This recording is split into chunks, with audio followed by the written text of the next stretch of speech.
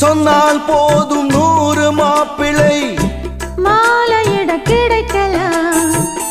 இங்கே வந்து காலை மாலைதான் சேலையை துவைக்கலாம்.